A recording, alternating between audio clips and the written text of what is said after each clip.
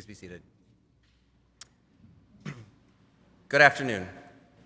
My name is Dr. Adam Mirando, and I serve as the Associate Dean of Student Affairs at St. Louis University School of Medicine. I am excited to oversee today's ceremony. On behalf of Dr. Ed Fazer, the president of our university, Dr. Christine Jacobs, Dean for the School of Medicine, and our faculty and staff, I would like to welcome our newest medical students, the class of 2030.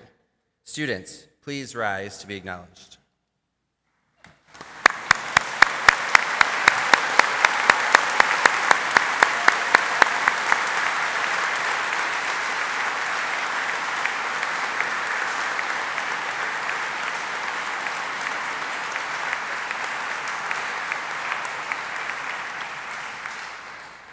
You can go ahead and sit down. We are privileged to be here today to celebrate the beginning of a very special journey for 182 of the brightest, hardest working, and most talented students joining us at St. Louis University. We're also delighted that you are here today with your family and guests. The White Coat Ceremony offers a unique opportunity to reflect duly on both the fulfillment of a dream and the beginning of a journey. The commitment to being a doctor is more than just the grades you will earn in the classroom. Rather, it is a commitment to high moral standards, compassion towards all, and a humanistic approach to the care of your patients. The white coat worn by physicians is the symbolic representation of the intrinsic trust that you too will invariably earn from your patients and should be worn with a sense of respect and pride. To begin our ceremony, I would like to invite Reverend Nicole Armstrong, St. Louis University campus minister, for our invocation.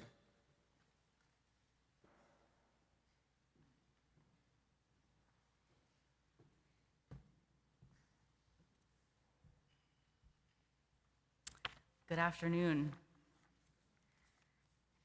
It is a funny thing to be starting school again, I'm sure, after already having done it once before in undergrad, isn't it? There's a mix of newness and echoes of familiarity. While you have been in spaces like these before, you know what going to class feels like, and assignments and the pressure of all that feels like. You are not the same person you were in undergrad, and this is definitely not undergrad. Being in so much familiarity and newness, it's hard not to just start thinking about what's coming around the corner next year, next semester, and on and on and on. It's very incredibly difficult to be truly present at the beginning of a significant journey. But that is what the ceremony today is all about, as we've just heard, the beginning of another significant journey in your life. Integrating the past and the future, asking you to bring all your hard work and your hopes to this present moment in a way that honors who you are right now. You know these next few years will be deeply significant. I'm sure you've been told that, and you kind of just know it in your bones. You'll be forming not only who you are as a medical professional, but as a person who loves and lives in the world alongside the rest of us. The two are not mutually exclusive.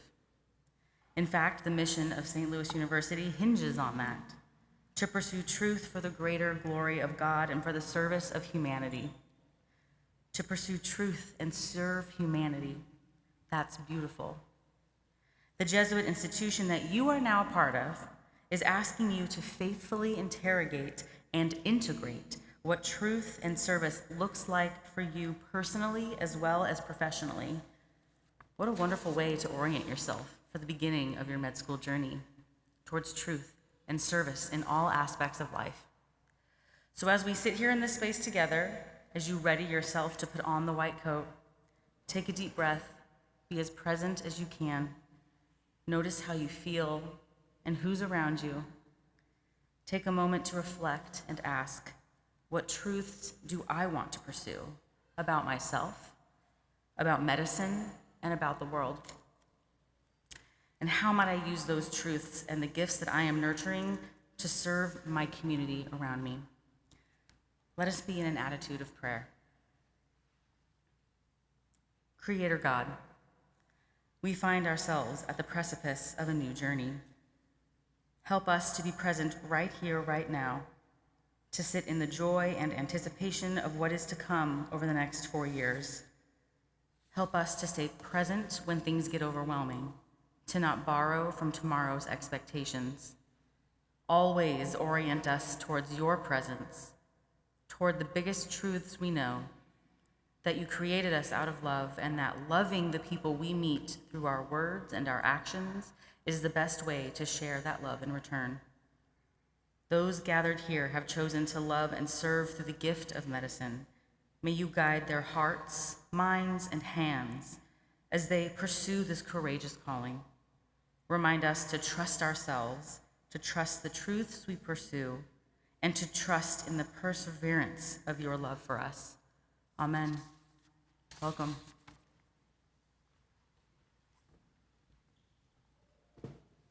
Thank you, Reverend Armstrong. I would now like to introduce Dr. Christine Jacobs, the Gerald A. and Joanne S. McGuire Cura Personalis Dean and Vice President of Medical Affairs for the School of Medicine. Dr. Jacobs is a professor of family medicine and a former chairman of the Department of Family and Community Medicine at SLU. She is a graduate of Vanderbilt University School of Medicine and completed her residency training in family medicine at Brown University. She has a passion for education and was the founding program director of the SLU Family Medicine Residency Program, serving as the program director from 2011 through 2018. She has over 30 years of experience in medical education and is board certified in family medicine and geriatrics. And she has a passion for training future physicians and working to achieve health equity in our region. Please join me in welcoming Dr. Christine Jacobs.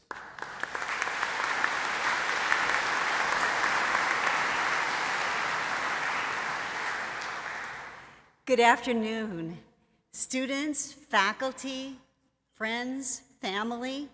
Welcome to our campus and to our college church. Regardless of your faith tradition, and our medical school includes members of many faith communities, it is fitting that we gather in this holy place as we welcome these doctors in training to the sacred profession of medicine. Students, we celebrate the culmination of the quest that led you to choose medicine and the beginning of this journey to becoming a physician. This will not be an easy journey. There will be days, hopefully not too many, when the academic rigor and workload make you want to give up. I remember times when I, as a medical student, was overwhelmed by the enormity of the medical knowledge and the complexity of putting it all together, and despaired that we'd ever become the physicians that we dreamed of. But then, over time, the many medical facts would start to make sense. A patient experience would make it relevant. And finally, I could see that, yes, becoming a doctor was possible. In the years ahead, you'll see the best of humanity and experience the burden of human tragedy. It will not always be easy to live up to the oath that you will take today to provide compassionate care for each patient, even those abandoned by their families and society. That is our responsibility, to treat all persons with dignity, using our highest level of medical skill.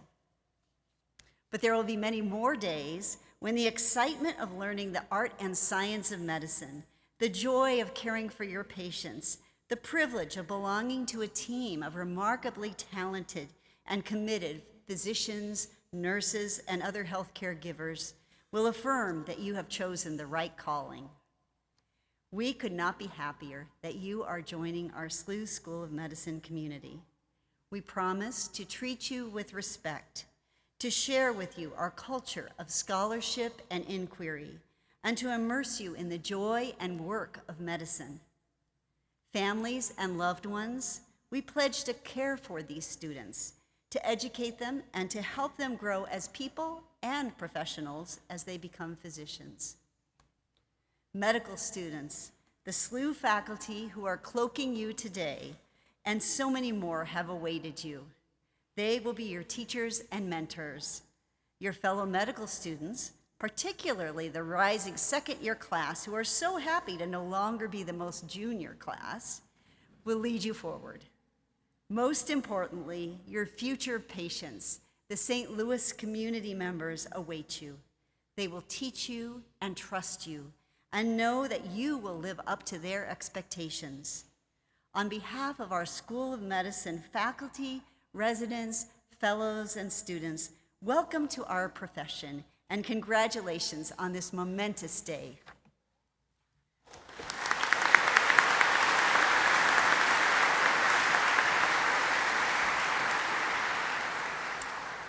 Thank you, Dean Jacobs, for that wonderful welcome. Our next speaker is Dr. Chad Miller, a professor of internal medicine and senior associate dean of undergraduate medical education for the School of Medicine. He earned his medical degree and completed his residency training in internal medicine at Tulane University School of Medicine. He's board certified through the American Board of Internal Medicine as an internist and practices as a hospitalist. Please welcome Dr. Miller to the podium.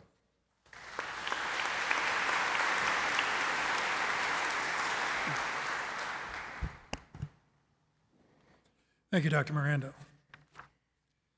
So on behalf of the Office of Undergraduate Medical Education, which includes curricular affairs, student affairs, and admissions, we welcome you to St. Louis University School of Medicine and congratulate all of our new M1s who are about to begin the next phase of their journey to become a physician. To the parents, family, and friends, we have a tremendous group of hardworking deans, dean staff, and faculty who are primarily responsible for designing the four-year experience to ensure your loved one becomes a skilled, thoughtful, and caring physician. We will watch over your loved one with the same cura personalis, the Jesuit value of care for the whole person that we will foster in how they approach patient care.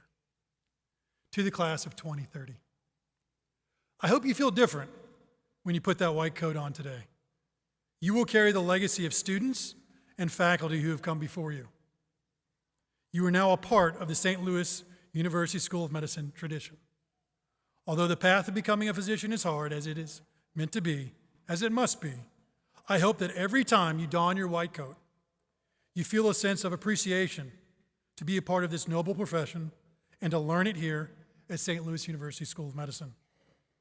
We are grateful you are here and cannot wait for you to begin classes next week.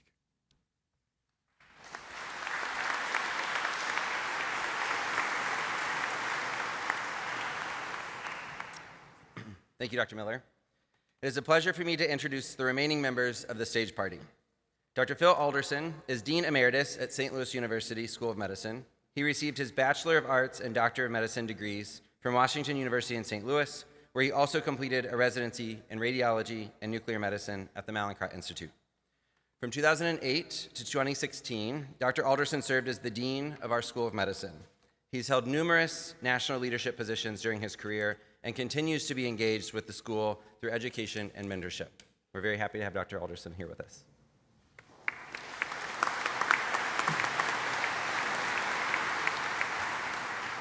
Dr. Jerry Dwyer is a true St. Louisan and SLU Billiken. He is an alumnus of both St. Louis University and the St. Louis University School of Medicine. He completed his cardiology and electrophysiology fellowships at Washington University and has served the St. Louis area from his flagship office at Missouri Baptist for over 30 years, with satellite offices spread across rural southern Missouri. He was presented the Alumni Merit Award by the St. Louis University School of Medicine for his years of service to the school, and finally, he's honored to work with the SLU family as a member of the SLU Board of Trustees. Thank you, Dr. Dwyer.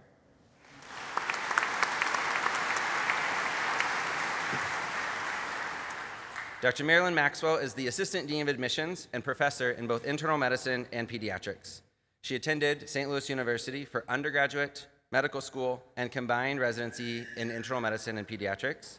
In addition to her role in admissions, she also serves as a faculty mentor in our learning communities. Dr. Maxwell is board certified in internal medicine and pediatrics and continues to practice both specialties at SLU and SSM Cardinal Glennon. Thank you, Dr. Maxwell. She will also be our name reader today.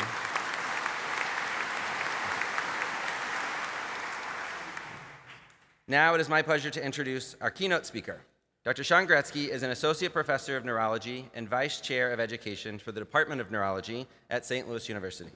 He is also the division director of child neurology at SSM Health Cardinal Glennon Children's Hospital. Dr. Gretzky received his Bachelor of Arts degree in history from Emory University prior to attending SLU School of Medicine as a recipient of the Health Professions Scholarship Program from the United States Navy. Upon graduation from medical school, he completed a pediatric residency at Naval Medical Center, Portsmouth, followed by a tour as the staff general pediatrician at Naval Air Station in Brunswick, Maine. He then returned to SLU to pursue a fellowship in child neurology, followed by an additional 3 years as a pediatric neurologist in Portsmouth. After 13 years active duty and a family that had grown to the size of 6 children, he returned home to St. Louis, where he joined the faculty at SLU in 2010. He has been the Division Director of Child Neurology since 2012 and served as the interim chair of the Department of Neurology from 2015 until 2023. His clinical interests span the entire field of disorders of the developing nervous system, though he has particular expertise in the management of sports-related concussions and the care of children with cerebral palsy. He's been recognized as one of the top doctors in his field since 2015, and he is heavily involved with the education of medical students and residents at SLU, including the director of the core clinical clerkship in neurology for 15 years and the co-director of the preclinical neurosciences course. Between these two courses, he has helped over 2,600 students learn the complexities of neuroanatomy and the clinical consequences of dysfunction of the nervous system. He is consistently identified as one of the School of Medicine's most dedicated and successful teachers. Amongst his numerous teaching awards includes the Distinguished Teacher Award for Clinical Teaching and the Leonard Toe Humanism in Medicine Award, and most recently is one of only 2 educators throughout the university to be recognized with the Emerson Excellence in Teaching Award in 2025. Please join me in welcoming Dr. Sean Gretzky for our keynote address.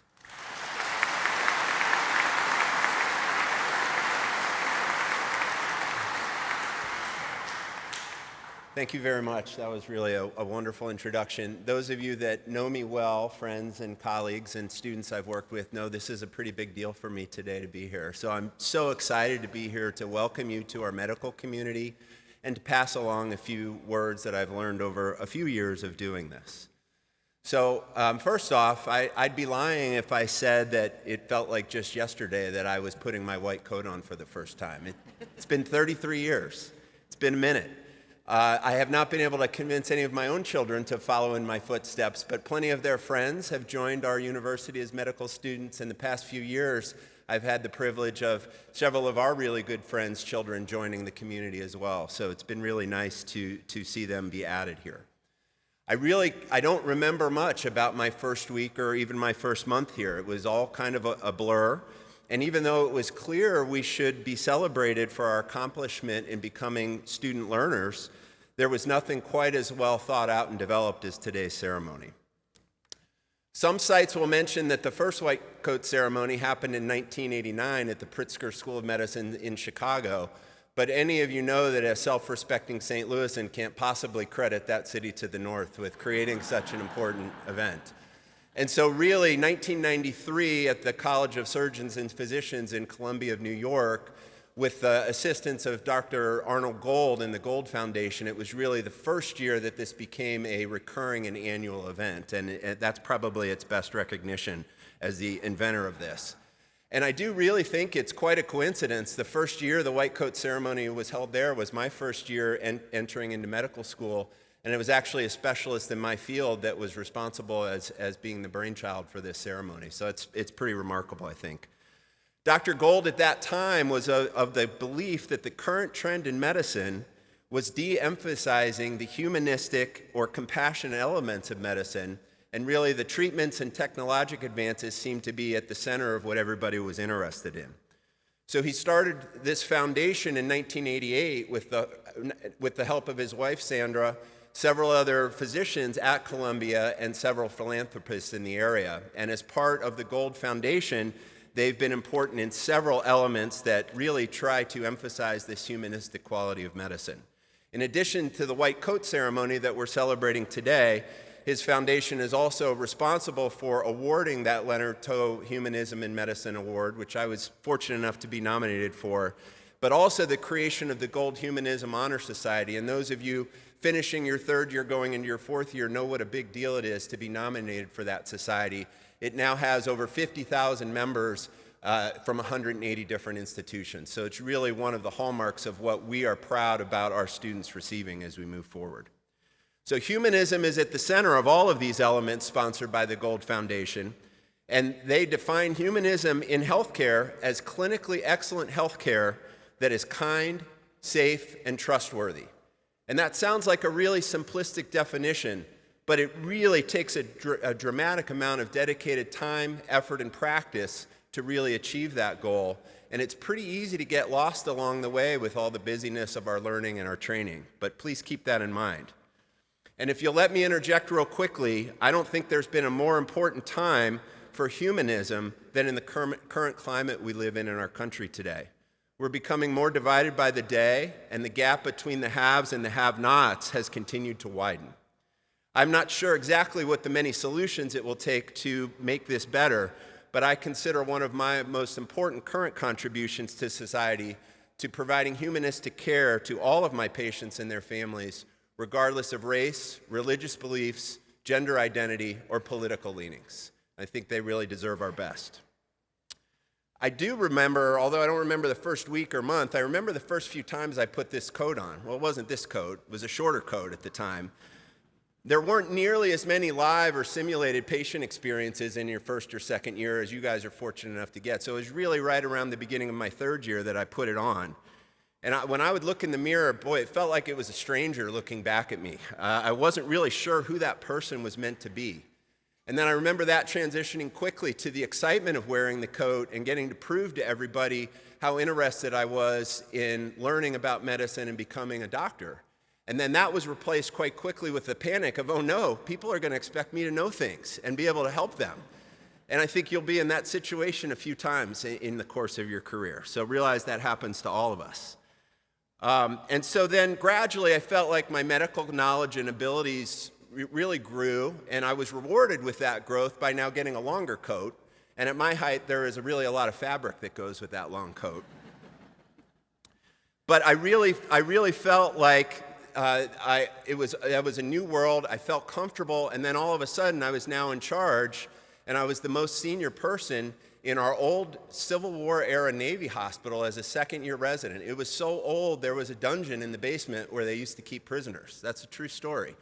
So I'd be the most senior person as a second-year resident, and if there was a pediatric person that would decompensate, require resuscitation, then that was on me in my long white coat to be able to help in that situation. I had attendings at home that were available to help, but they were 15 or 20 minutes away. Eventually, I finished that training, and I was able to wear my white coat with pride as an independent practitioner in the Navy. And my golden oak leaf with my silver acorn on my khaki work uniform identified me to my fellow active duty members as being part of the medical corps. But it was still really this white coat worn over that uniform that continued to define my role for the civilian workers and residents of our small town of Brunswick, Maine. And eventually, after completing my second residency in child neurology, I was able to have pediatric neurology stitched on my coat.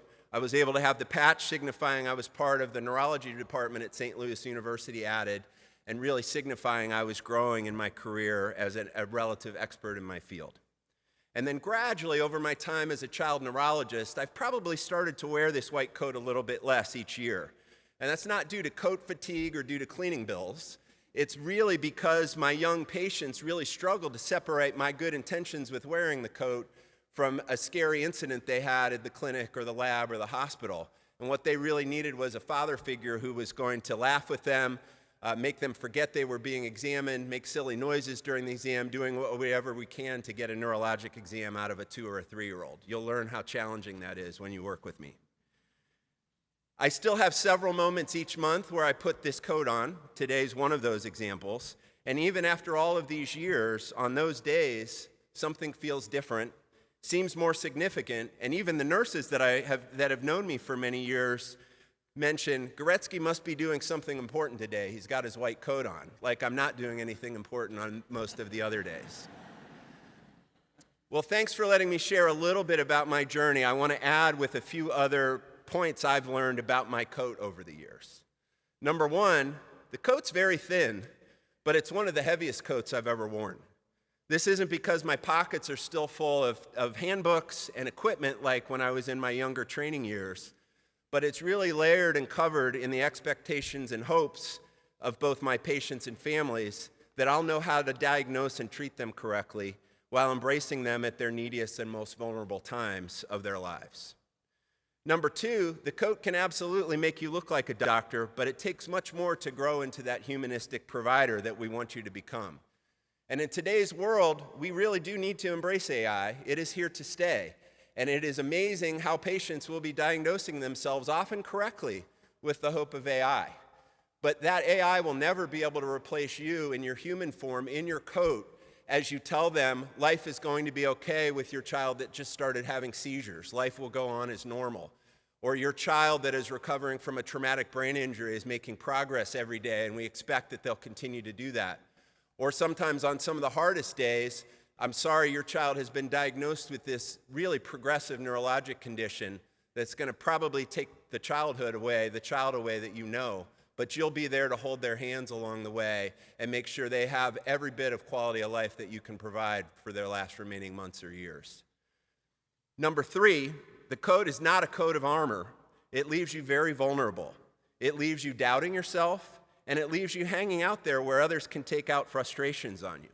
But it also should remind you why you chose this career, and that if you tried your hardest to provide, in the words of Dr. Gold, clinically excellent care that is kind, safe, and trustworthy to as many patients as possible, that it will be one of the most meaningful career paths that you can embark on.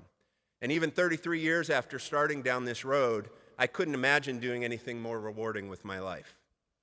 Lastly, as important as this coat will be for your work life, it is essential at the end of each day to leave this coat at work, both physically and metaphorically, as you change back into your out-of-work persona.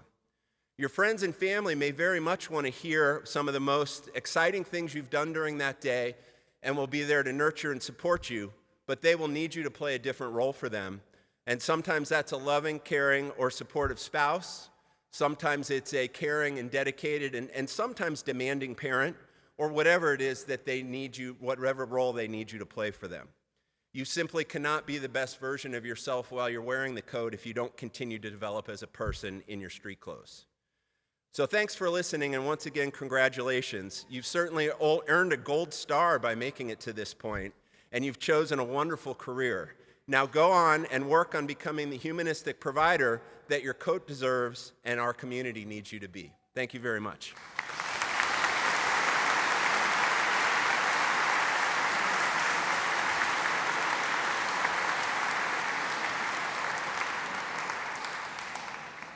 Thank you, Dr. Gretzky.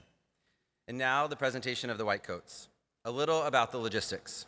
For the students, for the men and women wearing a suit jacket, please remove it and leave it in the pew. Please be sure that you have in your hand your name card to bring up with you. 8 of you at a time will come up and stand in front of a cloaker facing the audience. As your name is read, the cloaker will assist you in donning your white coat. Audience, please hold your applause until all 8 students in that group have been recognized. After the last person in the group has been cloaked, you'll be escorted back to your seats. The next group of 8 students will then take their place on the steps. To the audience, the students will be cloaked in an alphabetical order so that you can anticipate when your family member will be cloaked. If a parent or close family member are themselves a physician and would like to cloak a student, please come up to the front of the church on the right side of the altar as you're facing us, and as we near your student's place in the alphabet. As that student reaches the stairs, you can use the stairs on the right side to move up just behind one of us cloakers. Just tap us on the shoulder, let us know you're here to cloak your student, and we'll move out of the way for you to do so. You then step into the position, cloak the student, and then you can return to your seats. Before we get started, I have a very big ask in favor of you. We have new students from all over the U.S., other parts of the world, and from all walks of life. To be honest, many of our names can be difficult to pronounce. And so if Dr. Maxwell should unintentionally mispronounce the name of your family member, please do not be offended and accept our apologies in advance. I'm now going to ask a couple of our faculty to come up momentarily to act as cloakers. They will assist the students to don their white coats. And then, will the faculty cloakers please come forward as I introduce you and take your place on the steps of the altar. Our first cloaker is Dr. Kenesha Thompson, an associate professor of medicine at SLU.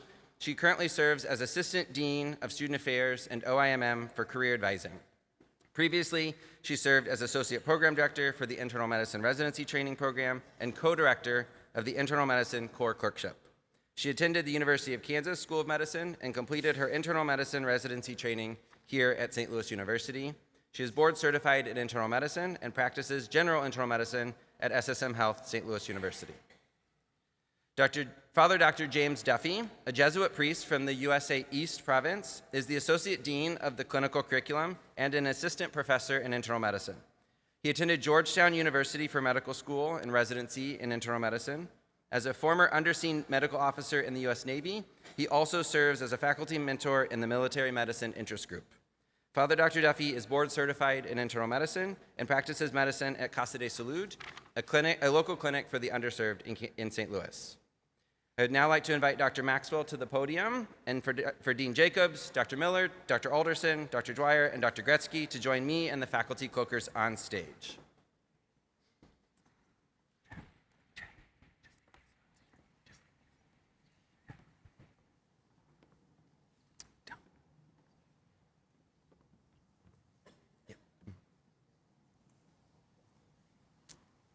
Okay, are we ready?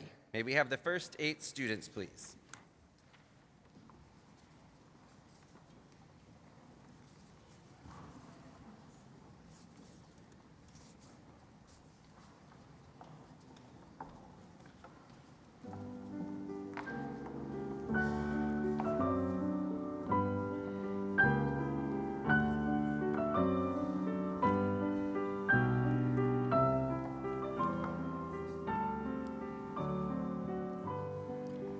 Ali Abreed.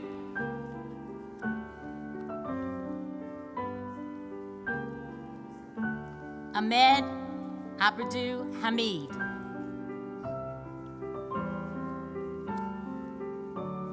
Aline Abraham.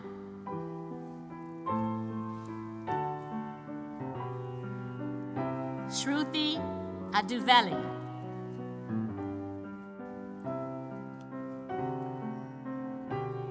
Shaniel Amin.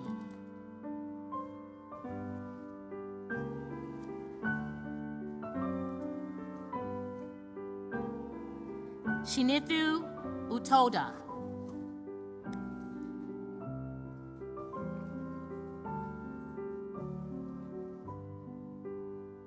Ingrid Azrak.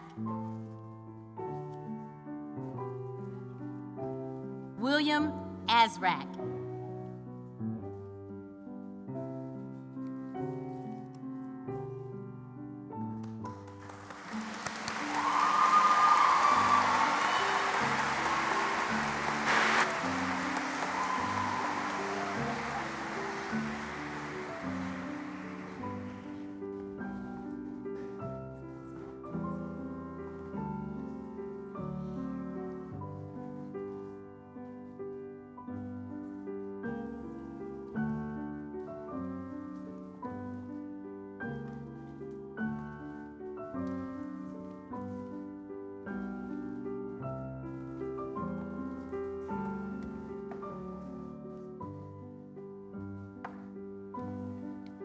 Anish Bachu.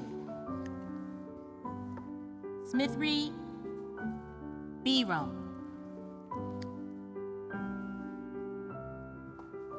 Rebecca Bellis.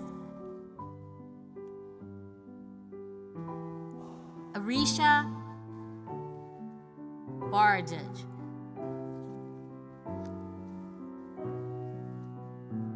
Saruthi Bhatia. Dylan Byram.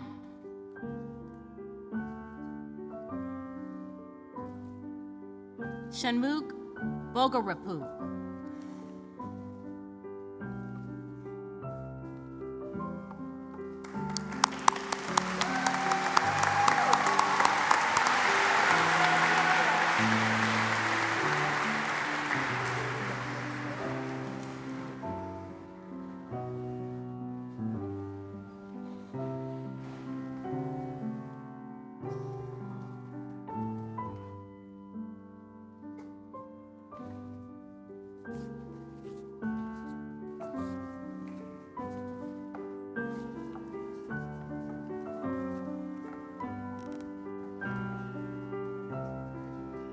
Shreya Bolu.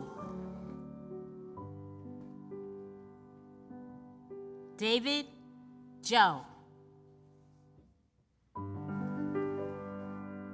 Rayanne Bushamu. Matthew Broder.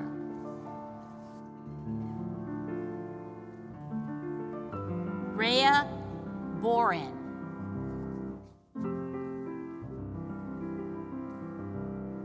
Allison Birdie. Michael Burgard. Miguel Cadiz.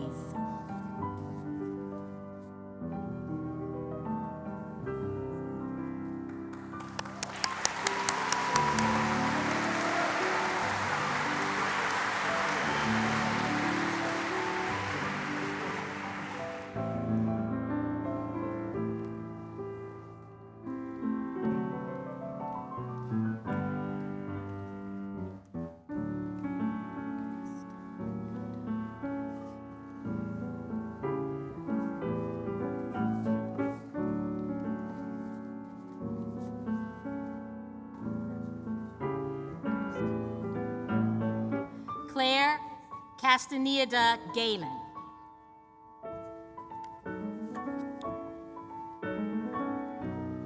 Irene Castillo. Grace Chang.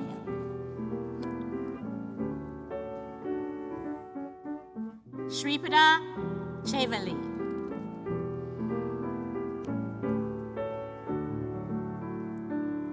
Emily Chong.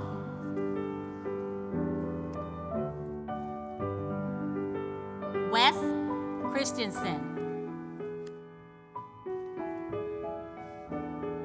Angie Combs.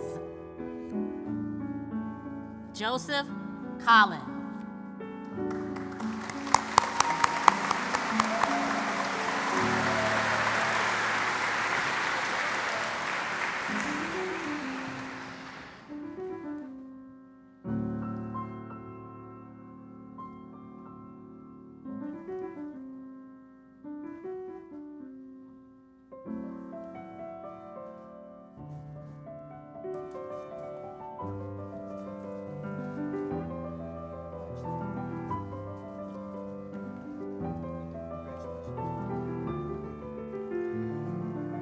Emily Collins.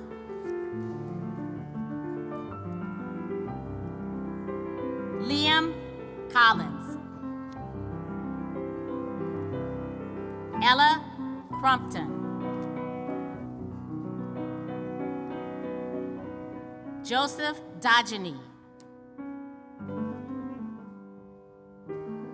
Leanne Dang. Soham Desai. Smriti Dunajaya.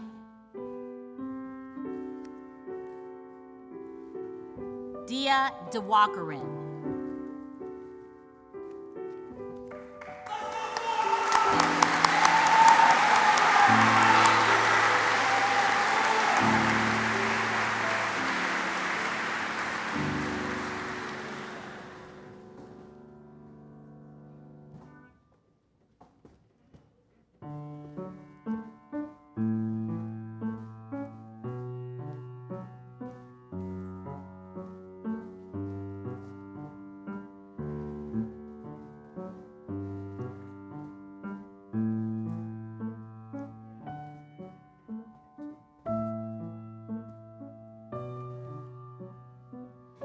Jack Dumont.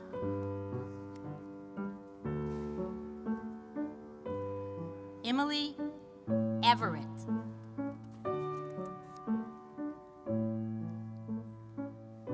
Aurelia Fabershoff.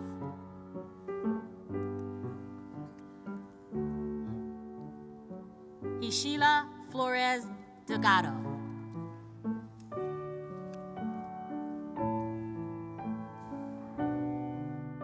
Grace Fogarty.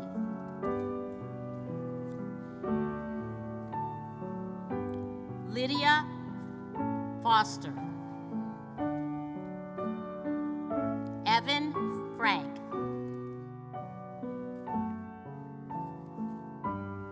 Andrew Gunniger.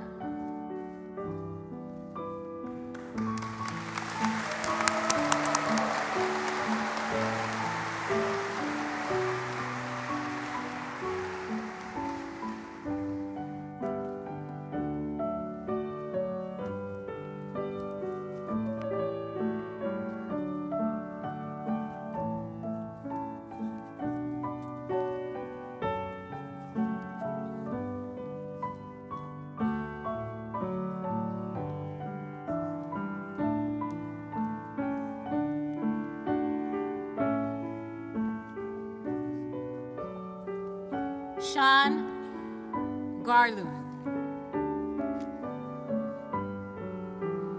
Natisha Gato, Joseph Gentine,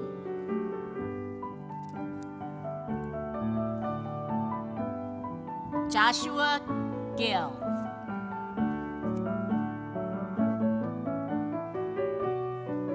Tarini Gillila,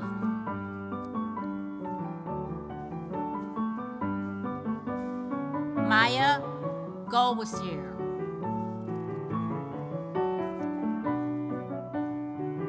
Josh Good,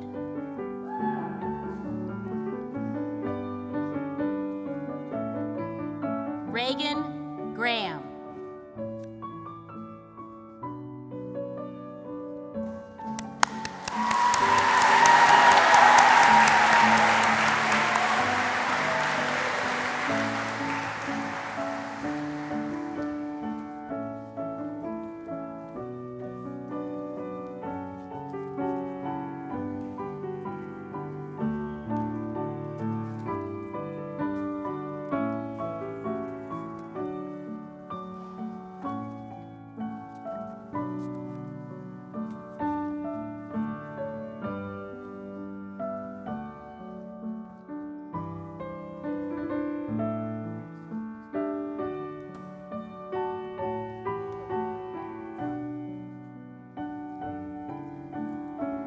Arjun Gupta,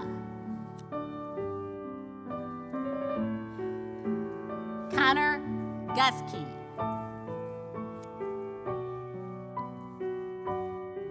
Radina Hameda,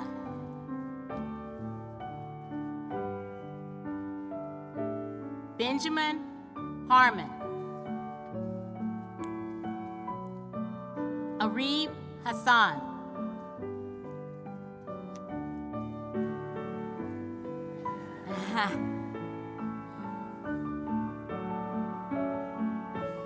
Gabriel Helm,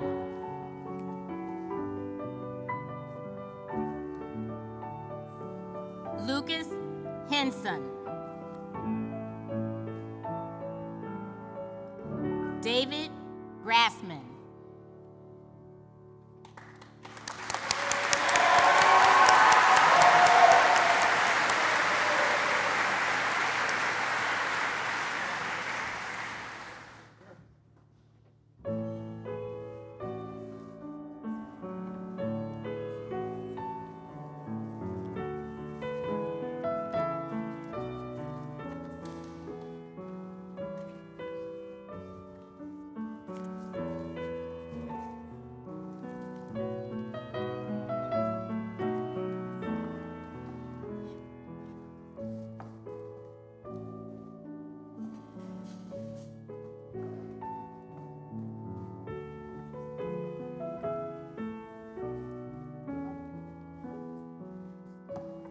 Maria Henkamp,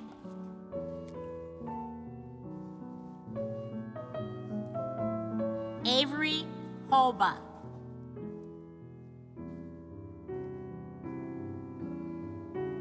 Emily Horn,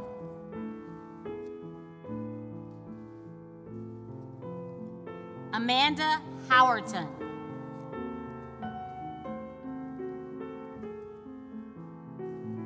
Sean Hurwitz,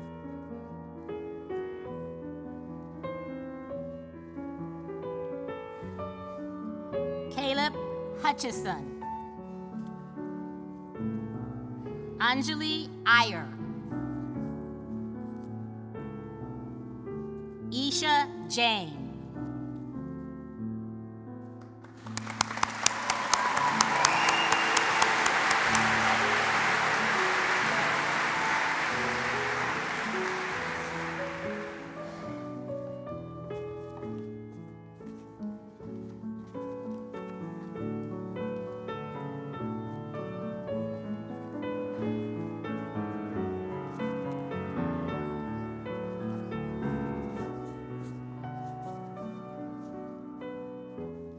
Kashim Jatoy,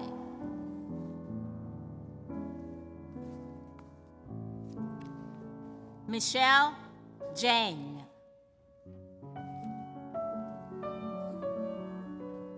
Junghan Jing.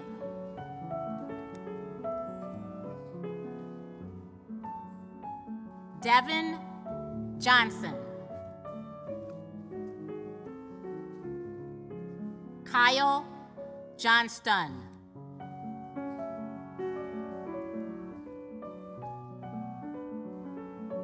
Ty Jones. Sarah Joseph.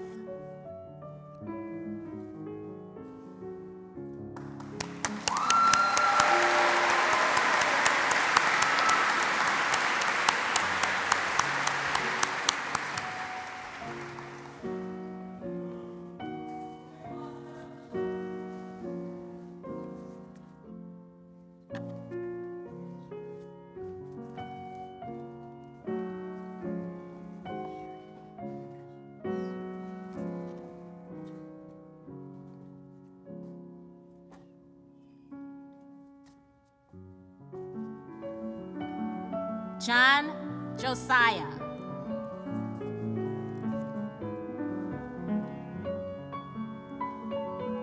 Annie Jung.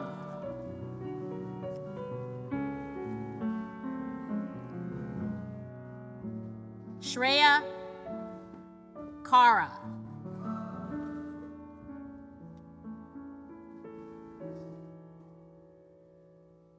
Divyashri Kashrivanavan.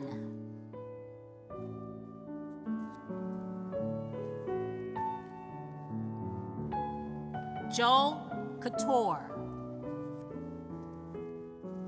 Leah Kreshmani.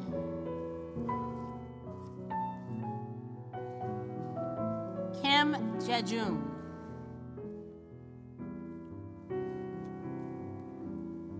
David Kobe.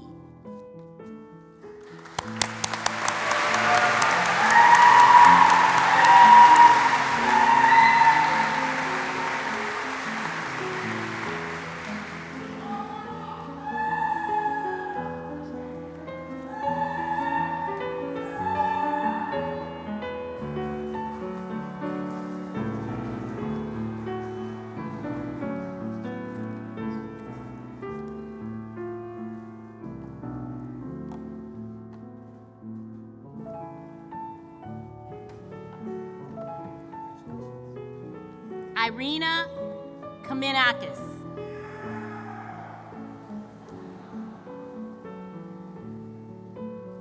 Sharika Kuthapuli.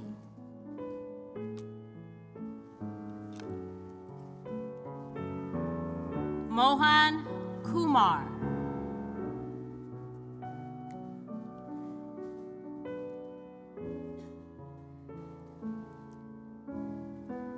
Nisha Kumar.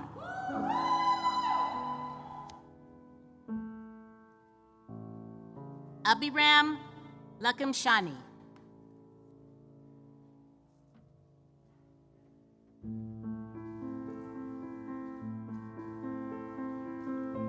Melanie Lamb. Amelia Larson. David Lee.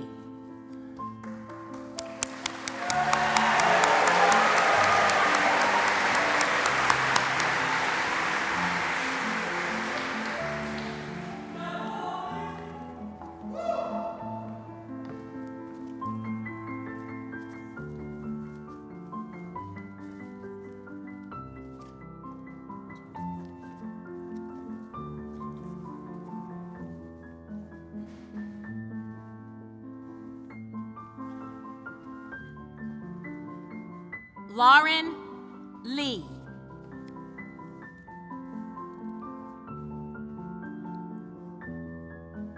Sujin Lee.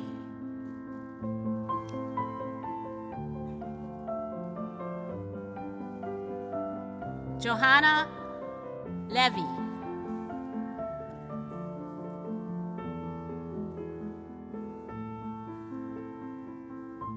Richard Levy.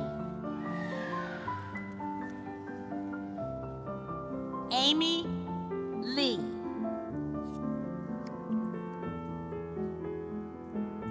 Megan Lee. Rachel Yokin.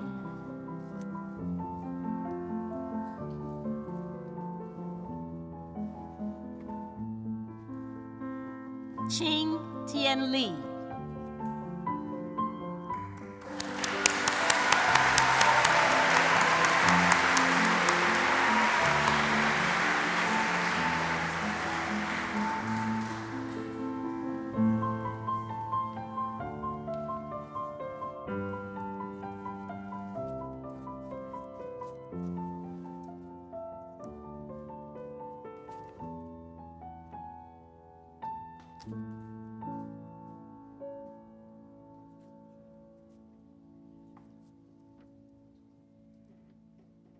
Alexander Leo.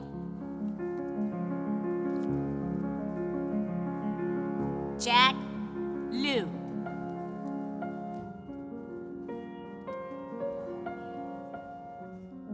Jonathan Long.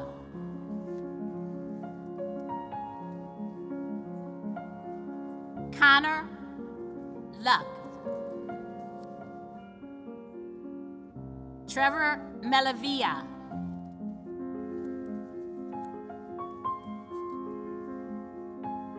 Srivachu Yadanapudi.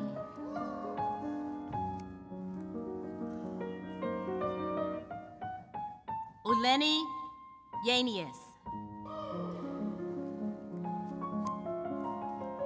Sadra Majai.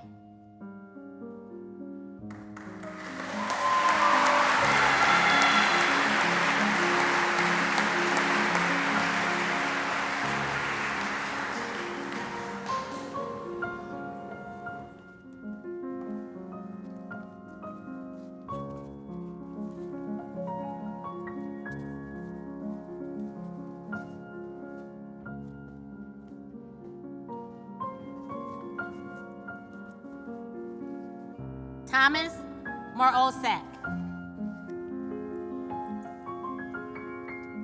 Frank Masiko.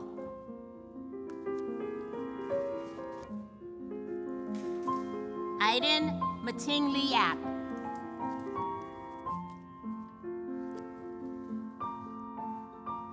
Hamad Mihal.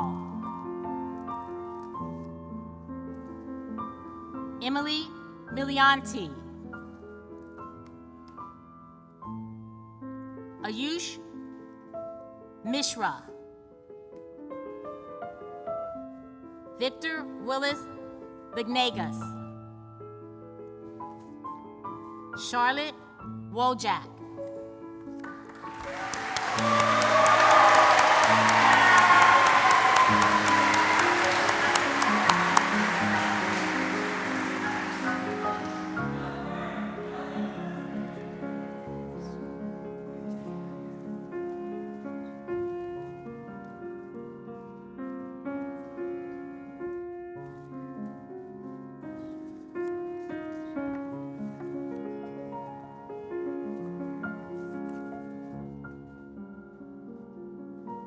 Joseph Mosier. Chloe Milmeyer.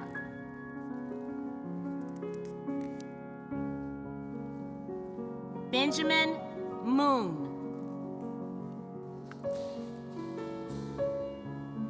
Aditya Nair.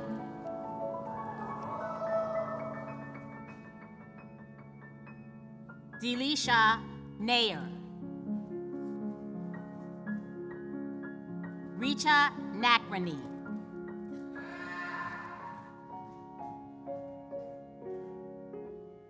Yuvraj Naran. Varun Nehra.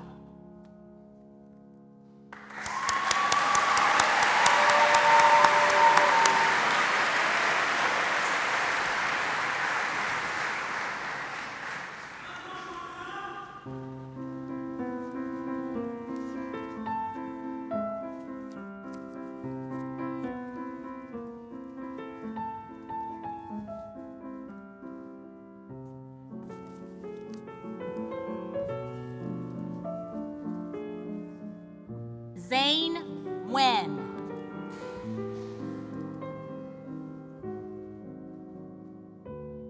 Delaney Nicolay. Robert Novak.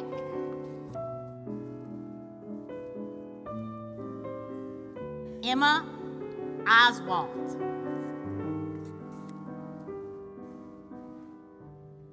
Leah Hugonis.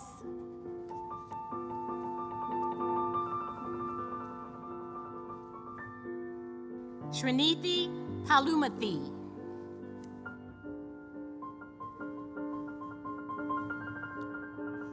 Madeline Pallet. Juwan Park.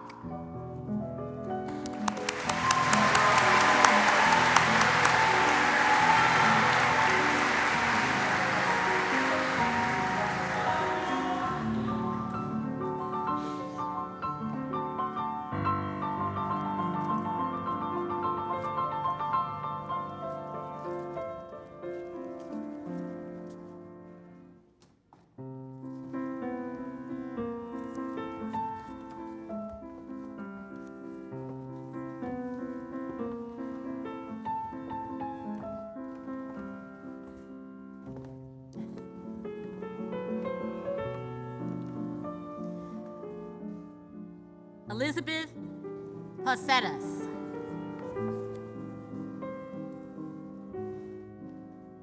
Ruchi Patel.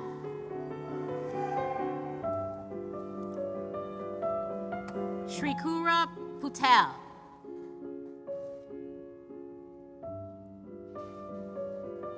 Gabriel Peck Dimmitt. Drew Pellman.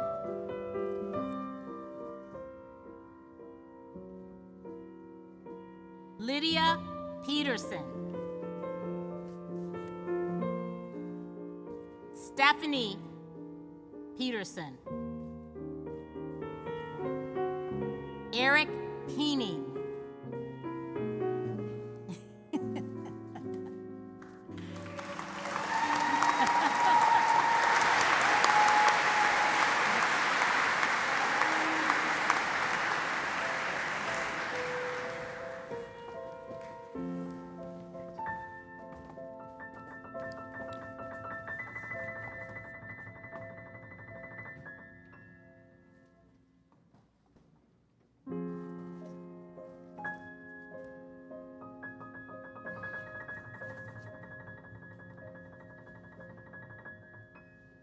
Sai Prem.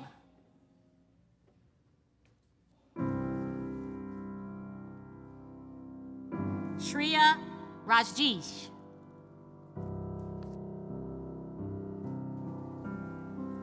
Elshani Ray.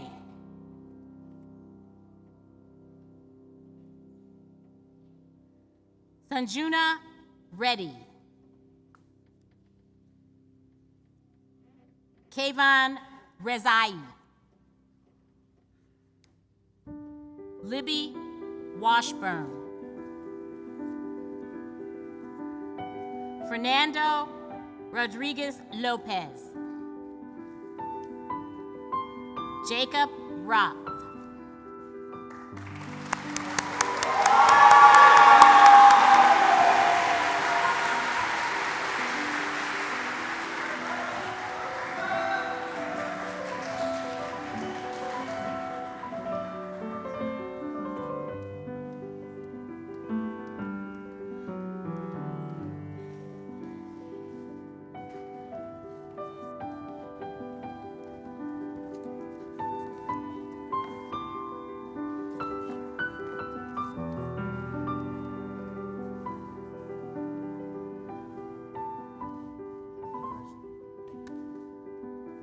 Subin Shadrudin.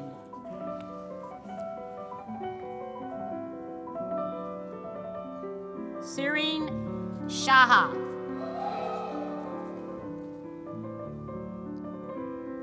Aminia Sharich.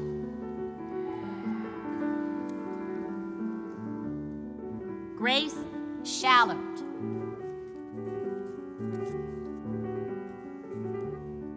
Jacob Schloss.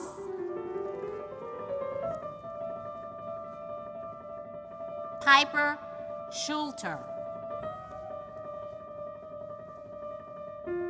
Allie Schrump. Ruchi Shaw.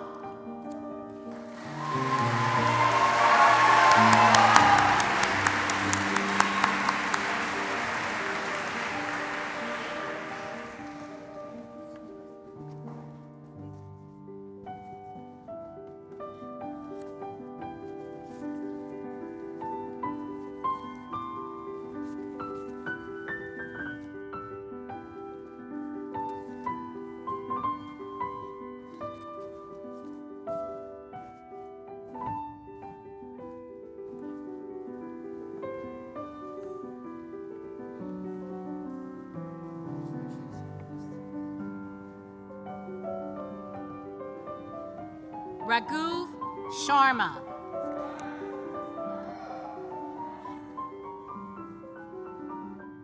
Vanshika Sharma.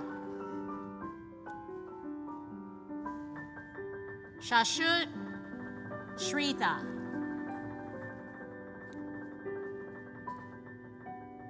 Arman Sidhu.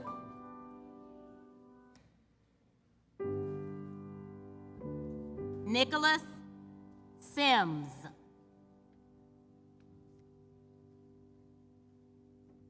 Elizabeth Sennett. Damara Stevens. Shashu Stanov.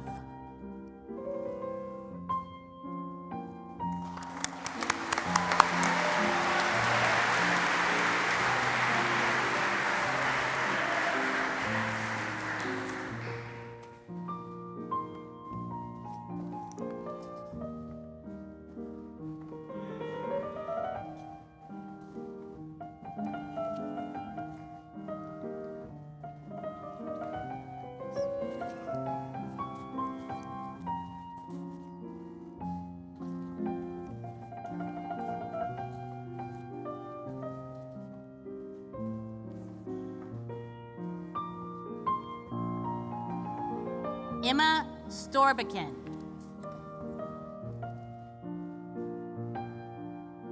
Amelia Sohaki.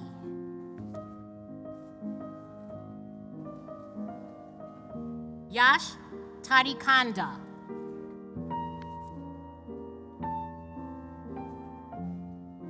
Eduarda Tartarila Nascimento.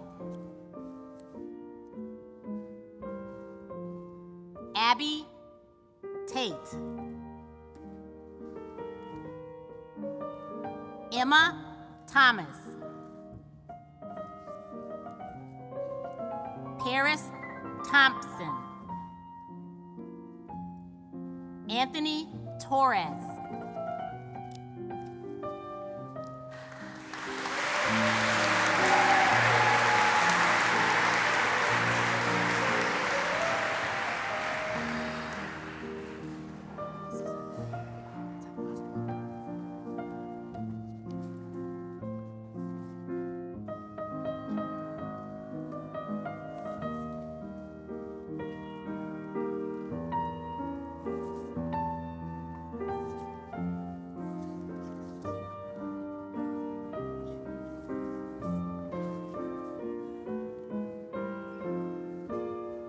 Kayla Tran.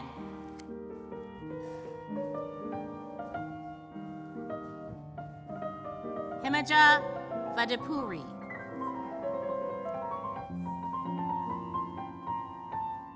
Camila Velabona. Abraham Wahid.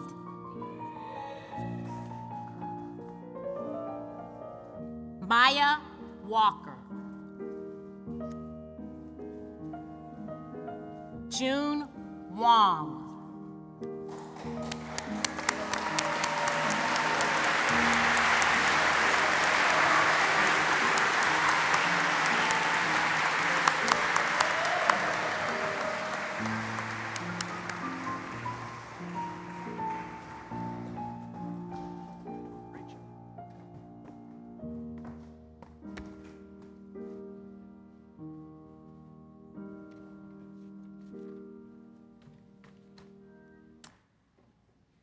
Class of 2030, please stand to be recognized.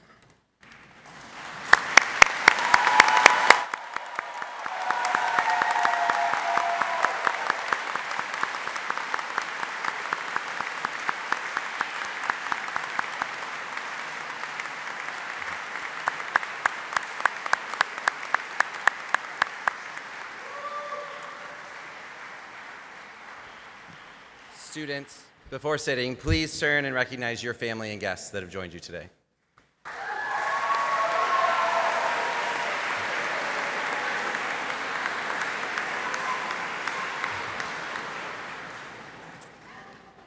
All right, and Dr. Maxwell did a fantastic job. I think we owe her a very large round of applause.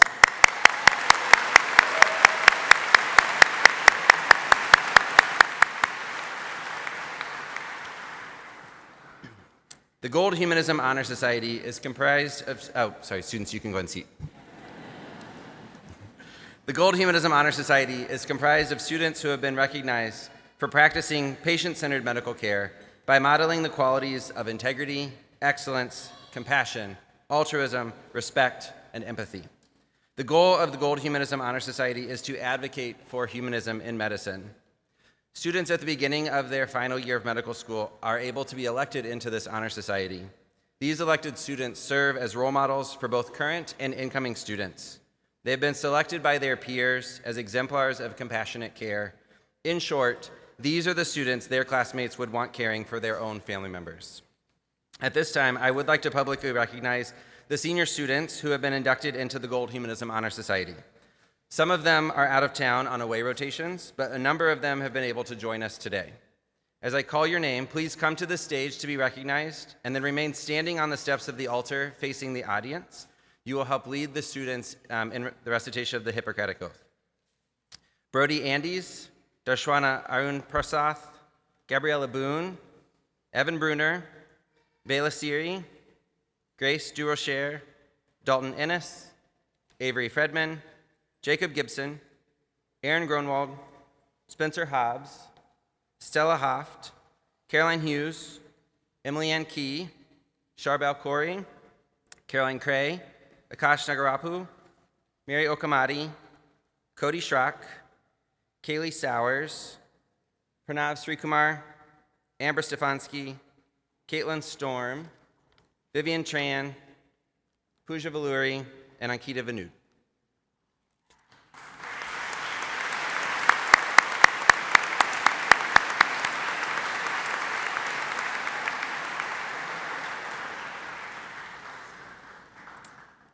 Would the incoming class of 2030 please stand and join us in reciting the Hippocratic Oath, being led by our newly inducted Gold Humanism inductees.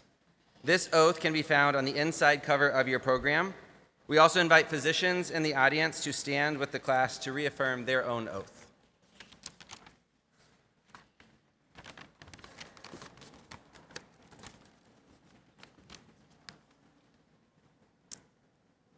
Now, being admitted to the profession of medicine and dedicating my life to service, upon my honor and before God, I freely make these promises.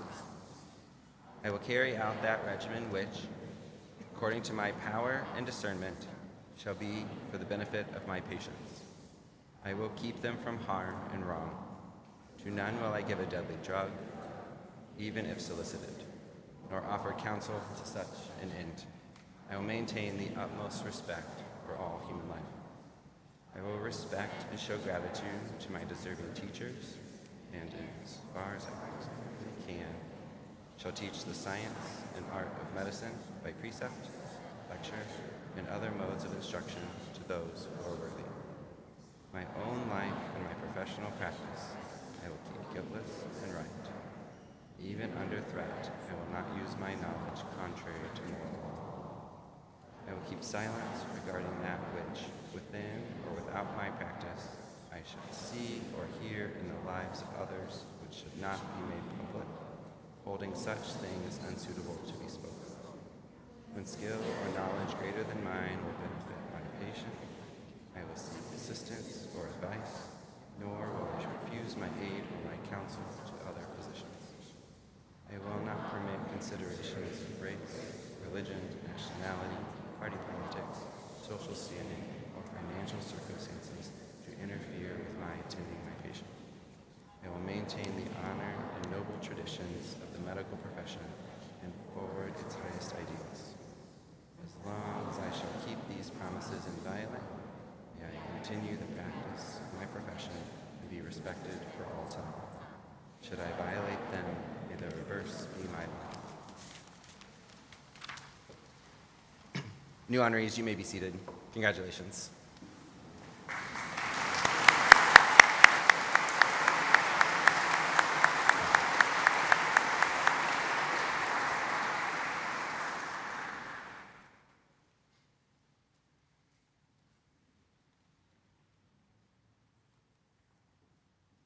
I would now like to invite Father Don Heiberger to the podium to deliver the benediction.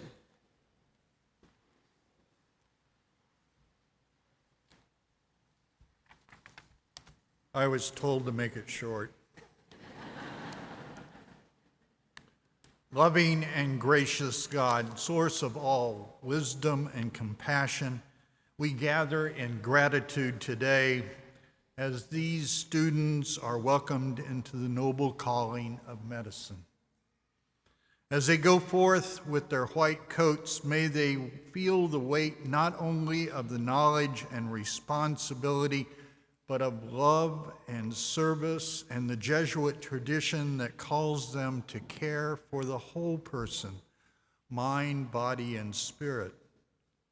We thank you for the journey that has brought them here and for the calling which continues to shape them. Lord, bless these future physicians with hearts open to suffering, ears attuned to the needs that may be silent. May they grow in competence, in conscience, never losing sight of the dignity of every human life. And in the spirit of caring for the whole person, may they see each patient as a sacred trust, a unique story, a neighbor in need of healing, a person who can teach them if only they listen. Grant them wisdom in uncertainty, resilience in challenge, and joy in small victories. We also lift up with gratitude the faculty, mentors, families, and friends who have supported these students with love, guidance, and encouragement. May this community continue to reflect the mission of St. Louis University, forming men and women for others and grounded in faith, dedicated to justice and committed to compassionate care. Let their journey be marked by solidarity, humility, and reverence for the mystery of life. And now may the peace of Christ guide all of us, and particularly our students, with the light God surrounds you with, and the spirit of healing dwelling within you. Go forward with courage and purpose, wearing white coats not only as a sign of your profession, but as a symbol of your promise to serve with love, to lead with integrity, and to heal with grace. Amen.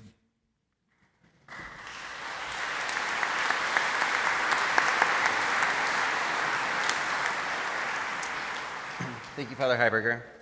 Before we close out our ceremony today, there are a number of people I would like to thank and acknowledge. Our speakers today, Drs. Jacob, Miller, Gretzky, Reverend Armstrong, and Father Heiberger. Our faculty from the School of Medicine who were able to join us, including our cloaking faculty, Dr. Thompson and Father Dr. Duffy. Our seating marshals, Dr. John Martin and Dr. Dan Daly. The newly inducted Gold Humanism inductees. Dr. Weichert, the president of Missouri State Medical Alliance, who was able to join us. And then Mr. Stephen Devis from College Church, Mr. Rob Palermo, and our medical students, Easton Ball, Joey Turner, and Mary Park, for the wonderful music. Can we all have a round of applause for them?